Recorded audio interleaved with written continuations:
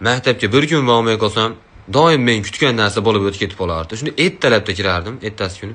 Bilasan kecha nima bo'ldi? Nima bo'ldi desa, aytmay qo'yaylik qo'y, siqilib qolasan dedi. Nima bo'ldi desa, kecha bufetlar tekinga ovqat tarqatdi. Hamma narsani tekinga berishdi. Kirib xohlaganinglarni olinglar deyishdi.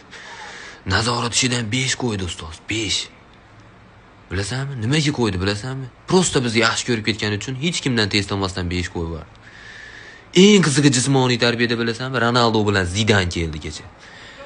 Zidan chista trenerlik qilib turdi, Ronaldo biz bilan birga o'ynadi. Bitta butsasini padarka ham qildi.